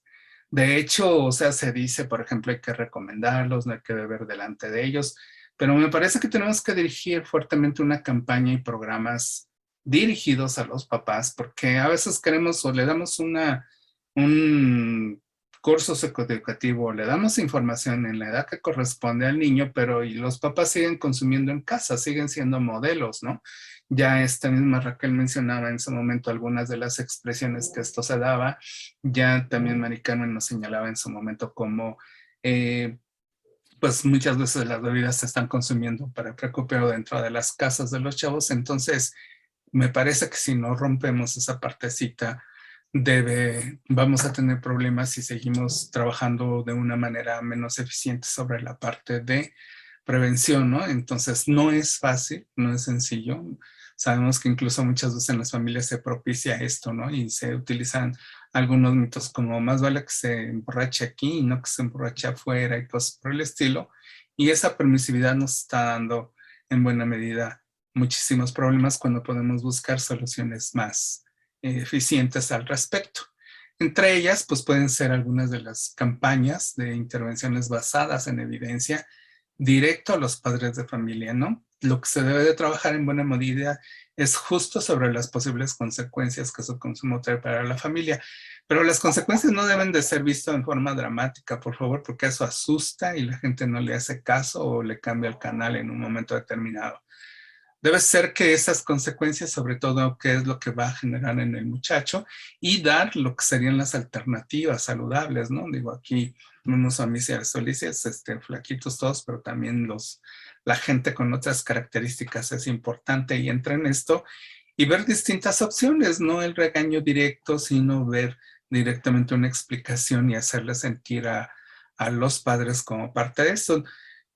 Vivimos una campaña muy exitosa del uso del cinturón de seguridad, si ustedes recordarán. Entonces, en esa campaña directamente lo que se estuvo trabajando ya la gente lo hacía, incluso los niños servían como guías y monitores para decirle al papá o a la mamá, no te has puesto eso, ¿no? Tenemos que aprender de esa parte, no para decirle a los papás no bebas, ¿no? Porque si no, algunos papás van a reaccionar de una manera muy violenta, como lo vimos ayer en el Oscar, ¿no? Entonces, sí es bien importante, por favor, que trabajemos esa parte y que hagamos evaluaciones, por favor. Es bien importante trabajar en intervenciones basadas en evidencia y lo que estamos haciendo al respecto tenemos en un momento determinado que evaluarlo para ver que sí es eficiente. Es algo súper importantísimo, ¿no? Además, justamente, pues esa alta permisividad y de la población general, pues nos tiene que hacer trabajar sobre esas intervenciones justo para que les mostremos y demos opciones de otras formas de socialización, ¿no? En donde, pues, por ejemplo, estas imágenes que ponemos aquí, como vemos cómo hay soluciones distintas ante problemas distintos y justo tenemos que ayudar a los padres de familia en ese sentido. Sabemos que no es fácil, estamos en muchos más aspectos aquí importantes y un cumplimiento de la norma y de las leyes, eso es muy importante para poder influir en estos aspectos, pero también podemos hacer un trabajo importante con los cuidadores y a partir de los medios y de lo que son distintas intervenciones psicoeducativas con las familias. Y eso sería todo de mi parte. Muchas gracias. Muchas gracias, Jorge. Pues un gusto, como siempre, muy instructiva, muy informativa tu presentación. Y bueno, yo agradezco nuevamente a todas las personas que presentaron el día de hoy. Creo que también por acá, ya sea Diana o la maestra Tsek, Diana Tsek o la doctora Violeta Félix, también tendrán por aquí su participación para la sesión de preguntas y respuestas y les animamos a continuar enviando estas preguntas y respuestas en el chat. Y bueno, estamos aquí abiertos. Nuevamente agradecemos muchísimo la participación. Así que comenzaríamos también con esta sesión de preguntas y respuestas. Muchas gracias, doctor José Luis. Muchas gracias a todas y todos nuestros ponentes del día de hoy. Efectivamente tenemos varias preguntas en el chat. Les agradecemos a todas y todos por sus comentarios. Primero compartirles, queridos ponentes, que hay muchos mensajes, como ustedes mismos lo pueden constatar en el chat, de felicitaciones y de reconocimiento a su trabajo y a estos datos tan interesantes que nos compartieron el día de hoy. Y hay también algunas preguntas, varias de ellas ya fueron abordadas porque, como bien veíamos, esta presentación fue de lo general a lo particular y nos fue llevando de la mano de muchos asuntos muy importantes que se iban conectando uno después de otro. Entonces, algunas de las cuestiones que nos comparten nuestros participantes ya fueron abordadas, pero creo que valdría la pena detallar en algunas de ellas. Entonces, me voy a permitir leer algunos comentarios, recordarles que también pueden hacer uso de la voz y utilizan la función de levantar la mano. Les podemos dar la palabra para escucharles. Pero bueno, les comparto algunas de las preguntas. Tratamos de organizarlas como en algunos tópicos que son comunes a algunos comentarios.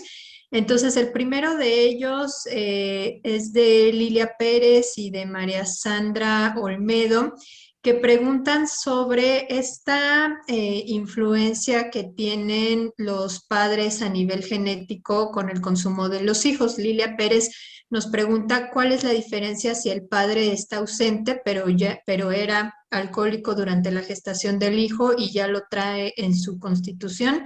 Y María Sandra nos pregunta qué porcentaje de riesgo hay en aquellos hijos de padres alcohólicos, pero que no conviven con ellos, sino con familiares no consumidores. Creo que ambas están haciendo referencia a qué tanto pesa la genética sobre quizá la convivencia con los propios cuidadores. Entonces, no sé si alguno de ustedes nos pudiera compartir. Pues si quieren, puedo empezar. Sí, doctora, adelante. Sí, cómo no. Gracias.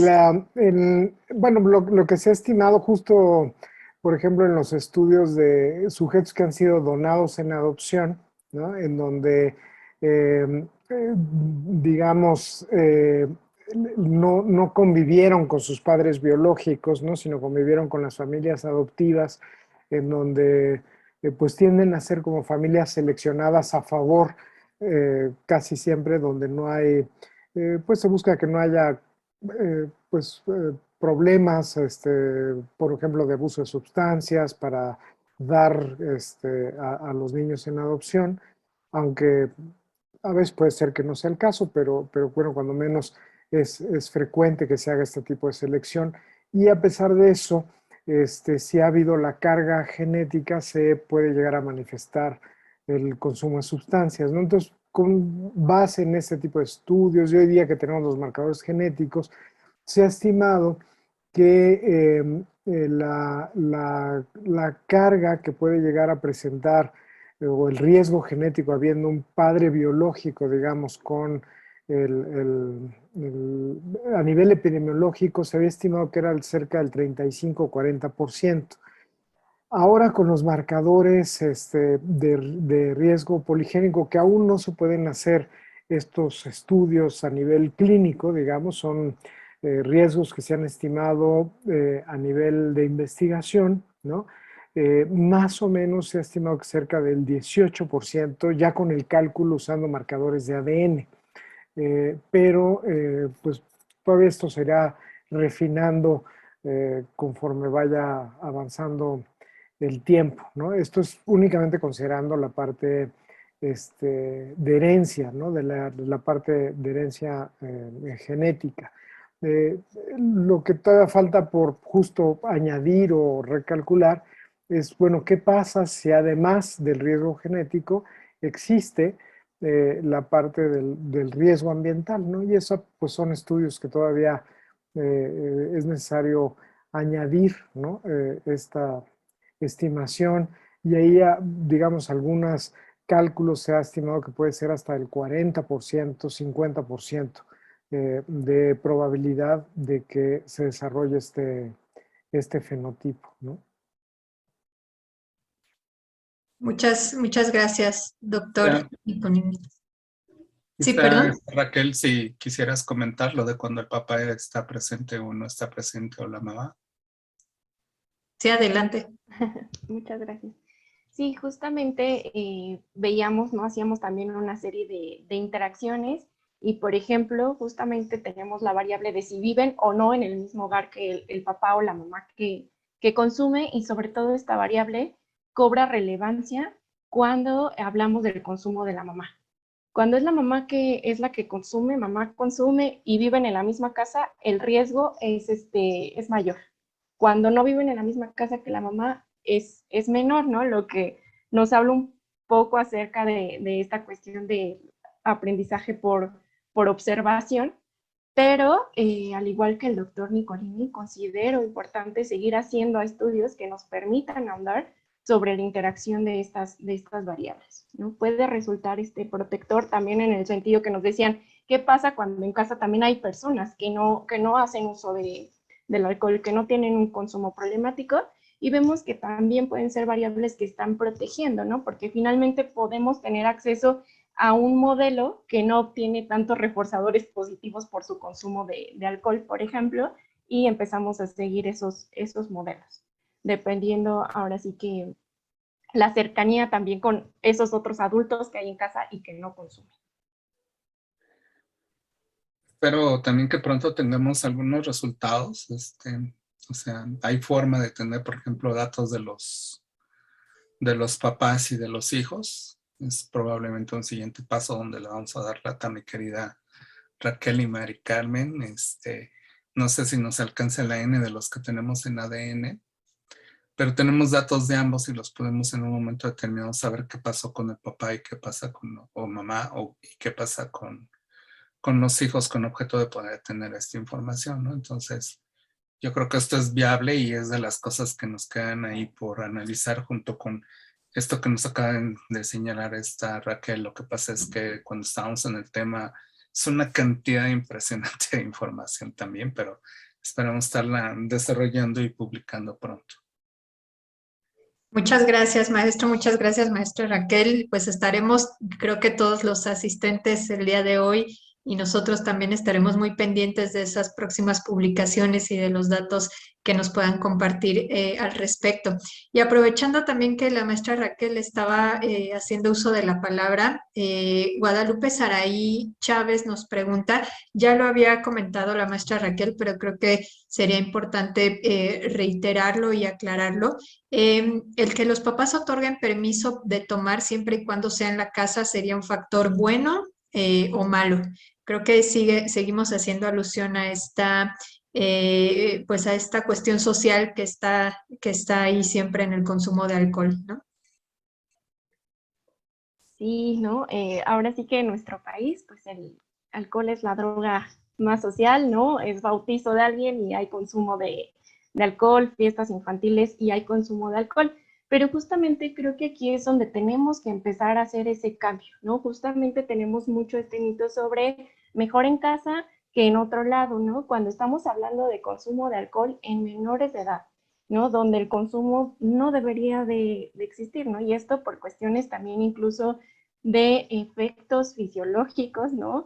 En el desarrollo de un adolescente, ¿no? El desarrollo de un adolescente está experimentando cambios y si le sumamos consumo de alcohol, pues obviamente puede existir algún efecto sobre esto, ¿no? Es por eso que el mensaje creo que debe ser, por lo menos menores de edad, no hay consumo en casa, se pueden estar fomentando este tipo de actividades como fiestas, reuniones, que son bastante placenteras para los jóvenes, pero intentemos también agregarle como a lo mejor un contenido que nos permita que haya diversión, ¿no? Otro tipo de actividades que puedan ser alternativas, ¿no? Incluso a lo mejor un tipo de bebida que implique a lo mejor el mismo involucramiento de los jóvenes en prepararla que sea sin alcohol, ¿no? A lo mejor puede ser una piña colada, entre otras cuestiones, pero que evitemos ese consumo.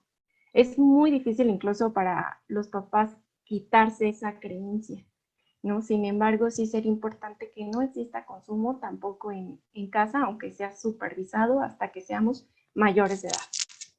Muchas gracias, maestra.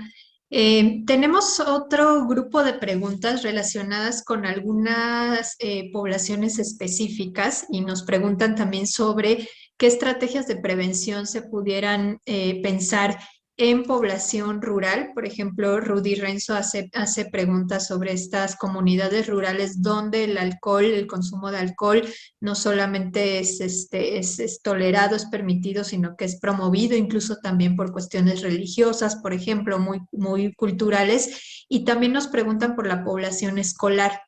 ¿Qué acciones de prevención tendríamos que considerar para estos dos grupos de población?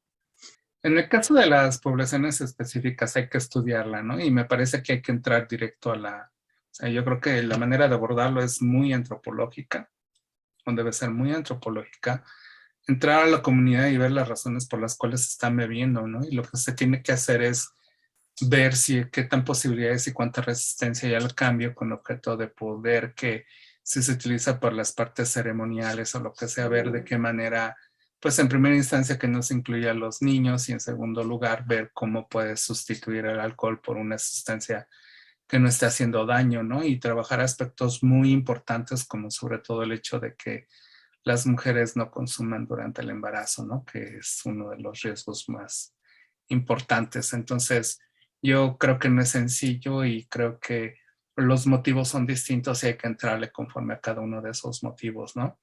Si alguien va a trabajar en eso y no tiene los elementos, digamos, de investigación, pues con mucho gusto podemos ayudarlos. Ustedes son un grupo bien importante también en prevención, Violeta, y me parece que se puede ayudar en ese sentido para que se le pueda entrar y poco a poco pues hacer los cambios, ¿no? Pero sí hay que entrarle porque no hay ningún problema, ¿no? Y en el otro caso, ¿cuál fue la segunda parte? Eso era grupos específicos. Población escolar. Ah, Sí, y en porque población presentaron también escolar, datos interesantes de la población escolar. claro. Pues en población escolar la mayor recomendación es obviamente trabajar en habilidades socioemocionales desde un principio y bueno, ahí casi siempre la habilidad más importante es la resistencia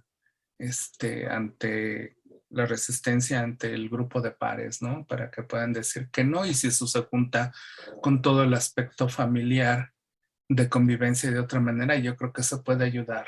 Y creo que ese ayudado, hemos hecho algunos estudios donde no lo relacionamos directamente con el alcohol, pero hemos metido justamente estas habilidades y los resultados han sido muy positivos, e incluso la interacción entre la comunidad de los maestros, la escuela, la familia con sus cuidadores y los niños cambia, ¿no? Entonces, creo que sí hay que trabajarla en ese sentido, ¿no? Muchas gracias, maestro. La siguiente pregunta, y ya para ir cerrando este espacio, es sobre los medios de comunicación. También compartieron alguna información al respecto, y Heidi Mariana Olarte nos pregunta si los medios de comunicación cotidianos se pueden considerar una influencia en el consumo de bebidas alcohólicas en los jóvenes, y que estos medios sean un respaldo para que los padres aprueben dicho consumo de alcohol. Quizá yo agregaría cuál podría ser el papel de los medios, tanto para promover el consumo como para prevenirlo. Bueno, pues yo creo que indudablemente hay una gran cantidad de promoción del alcohol en muchos formas en los medios de comunicación, ¿no? Es como ocurrió tanto con el tabaco, con el alcohol, ¿no? Es un reforzador en que figuras a seguir, ¿no? Roles de seguir en diferentes aspectos, héroes, gentes, modelos a seguir para jóvenes y no tan jóvenes, ¿no? Bueno, son gente muy, pues que repetidamente aparecen en películas, en series, ingiriendo bebidas alcohólicas o usan el alcohol como medio de, pues de festejo, de tranquilidad, pues por muchos aspectos, ¿no? Y queda como un recurso para lidiar con una gran cantidad de situaciones emotivas, ¿no? Entonces, pues sí creo que hay una constante bombardeo en eso, donde los papás pues necesitan estar interviniendo de forma continua pues para educar, ¿no? En ese sentido, al momento que se está observando esto, este, además de que hay poca información en medios, al contrario, digamos, ¿no? O que se hagan campañas como explícitas, digamos, con la misma arquitectura, ¿no? Donde como que se eduque a favor del no consumo, ¿no? Usando como los mismos recursos, sino, o sea, donde habitualmente se hacen pláticas, pues son programas como más académicos o más para adultos, ¿no? Que pues habitualmente los jóvenes no los ven o no son tan entretenidos como en donde se transmite la información pro consumo, ¿no? Era agregar hay una campaña ahora con el Día Mundial que sacó la OPS, por ahí vi que estaba ella, a ver si nos puede ayudar, o Raquel y Mari Carmen, en donde viene un video así bien interesante sobre la prevención del consumo de alcohol, ¿no? De parte de la OPS ahora para el día. Bueno, todavía no está totalmente oficializado, pero también afortunadamente la OPS se ha ligado a esto del día 15 de noviembre, ¿no? Y esa liga el video está muy padre, trata distintas facetas y creo que lo hace de una manera muy positiva. Hay una partecita nada más que lo enfoca hacia la parte de los cuidadores y yo creo que sí tiene un impacto muy fuerte. Y bueno, la regla aquí general es muy fácil, ¿no? Si la publicidad no tuviera un impacto, ¿por qué entonces invierten tanto en publicidad las alcoholeras y las tabacaleras, ¿no? No creo que gasten su dinero de gratis, eso es algo bien importante. Y si bien no hemos tenido tanto impacto, hay un estudio, cuando se sacó un estudio por parte de OPS, participó México, en donde justo se vio la gran cantidad de mensajes sobre alcohol durante el Mundial del 2016 y sí, sí, bueno, no, sí fue 2016 y la verdad es que se ve claramente como hay un montonal de mensajes, aun cuando se supone que por lo menos en nuestro país está prohibido justamente hacer eso, ¿no? Trataré de, si no logramos antes de que acabe la sesión, trataré de te mandaría la liga, ¿no, José Luis? Creo que también te la hice llegar en algún momento con que todo se comparta en la liga de ISUB, ¿no? Y bueno, en ese sentido sí hay muy buenas opciones y yo creo que ya estamos teniendo un buen de especialistas en campañas bien hechas. Eso es algo bien importante. Aquí está, mencionaba a AG, que él se ha estado especializando mucho en eso y hemos tenido el gusto de trabajar con el doctor William Crano y otras personas sobre justamente campañas que son del top de lo que sería en ese ámbito, ¿no? Que también lo compartimos, ese curso con José Luis allá en la bella ciudad de Cartagena. Ya aprendió su video, José. Saludos. Muchas gracias, maestro. Bueno, pues creo que con esto, o bueno, no sé si Eiji quisiera, como le hiciera una alusión al maestro Eiji, no sé si quisiera compartir algo, comentar algo. Gracias. No, solo saludar, también ahorita me agarraron en curva, estaba tratando de localizar el video que mencionaba Jorge Villatoro, pero no lo encontré, entonces yo creo que sí lo vamos a hacer a través del live. Gracias, Incluso, maestro. por ejemplo, hay muy buenas iniciativas en lo que son los capas de Sonora. Sacaron ahí un video, bueno, a mí me gustó muchísimo, solamente que hay que hacerlos crecer y hay que hacer evaluación. Tuve la oportunidad justamente con AG de que diéramos un masterclass en una universidad sobre justamente el impacto de los medios y presentamos algunas cosas que han sido exitosas y otras que definitivamente le dan al traste, ¿no? En el sentido de prevención. Muchas gracias por sus respuestas. Gracias, maestro. Y ya te estaremos invitando también a presentar en una sesión académica, porque este tema sí que ha generado mucho interés por parte de nuestros participantes y asistentes. Pero bueno, pues creo que con esto podemos dar cierre a la sesión de hoy, a la ronda de preguntas y respuestas. No sin antes agradecerles nuevamente en nombre de la Facultad de Psicología de la UNAM a todos nuestros ponentes el día de hoy por tan maravillosa presentación. Recordarles que en el chat se está compartiendo la liga del registro de asistencia y se están compartiendo también las ligas donde está disponible la información que revisamos el día de hoy. Y bueno, pues le doy la palabra al doctor José Luis Vázquez de la CICAD-OEA para que haga el cierre de esta sesión. Adelante, doctor. Doctora Félix, muchísimas gracias como siempre, sobre todo por la hospitalidad. Sin ustedes, como ya lo he mencionado antes, esto no sería posible.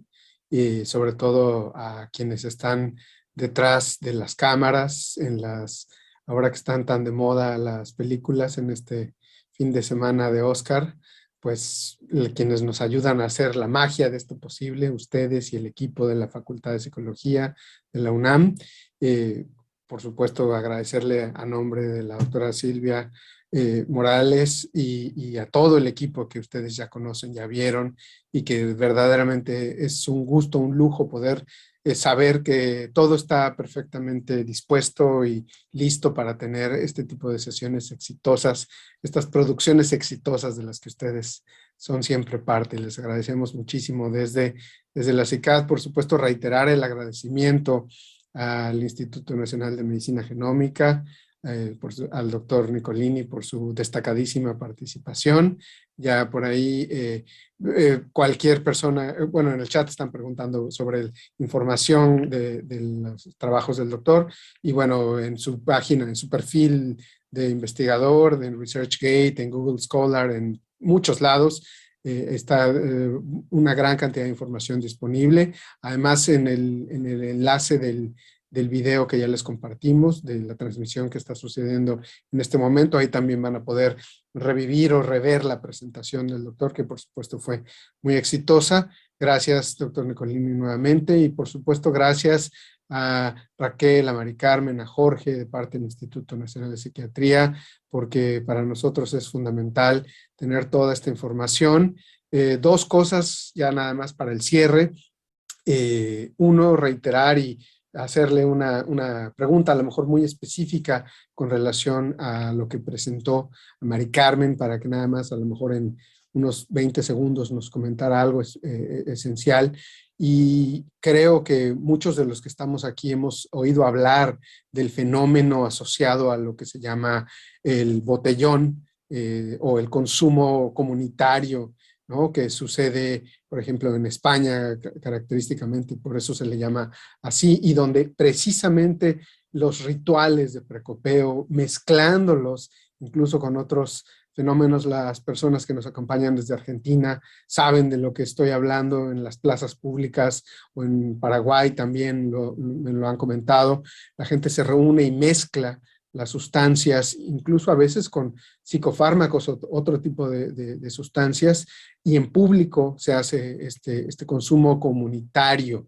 Y ahí las intervenciones en ese sentido, Mari Carmen, si pudieras a lo mejor en unos cuantos segundos nada más dar algo de luz asociado a ese tema, que creo que además de todo lo que ya vimos con relación a riesgos y elementos, pues el tema que tocaste tú el día de hoy es fundamental, y las intervenciones que sabemos que se pueden hacer en este sentido.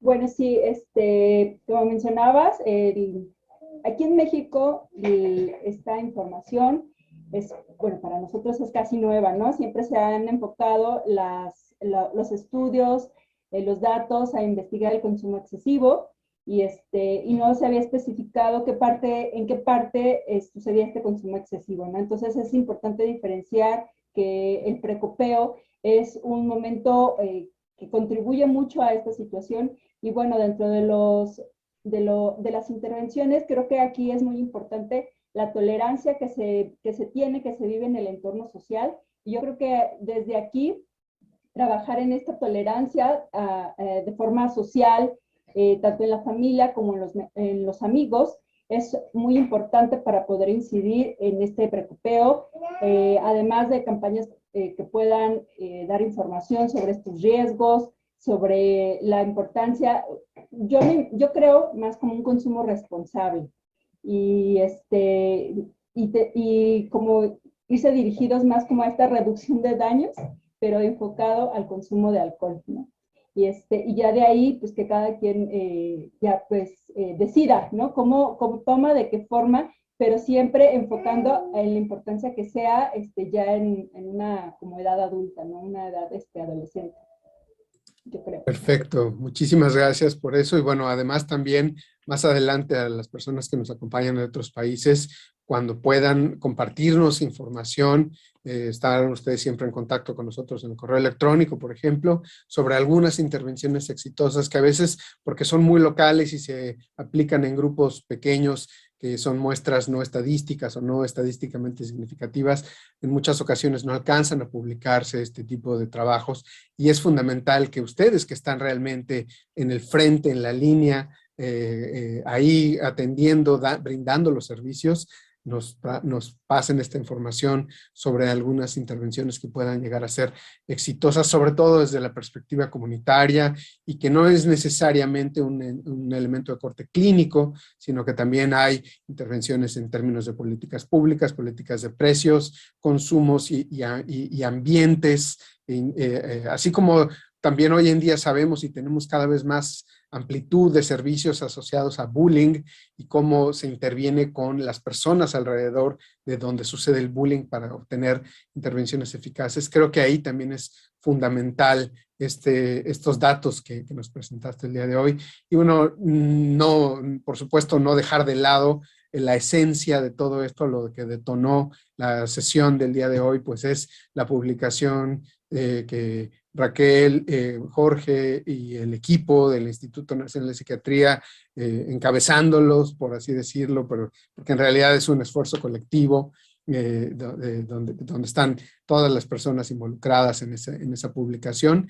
Ya saben ustedes que la publicación se realizó originalmente en idioma inglés, pero para presentarle, para que no haya problemas ahí con la barrera del lenguaje, ya les he estado poniendo en el chat que ese artículo lo traduje, hice una propuesta de traducción al español para que ustedes también lo vean ahí directamente, y se los mandé como adjunto a los correos electrónicos de invitaciones para que también lo tengan.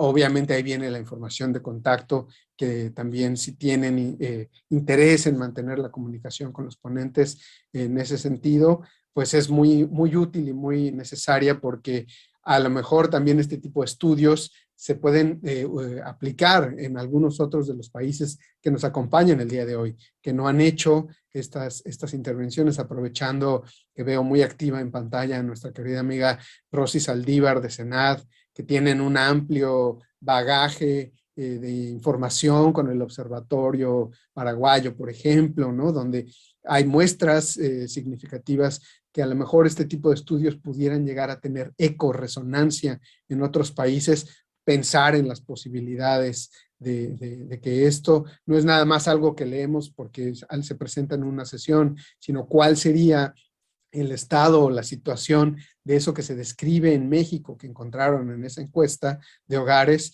La mayoría de los países que nos acompañan el día de hoy tienen encuestas de hogares recientes, entonces podrían llegar a tener información similar y tratar de ver qué tanto se alinea o no con esto, y solamente resaltar la importancia de lo que ya se ha hablado. Ya sabemos que el enfoque de género es esencial, porque así como se mencionó, el punto clave fundamental del consumo, el antecedente de consumo materno, el contar con que la mamá consume y eso incrementa el riesgo de manera importante.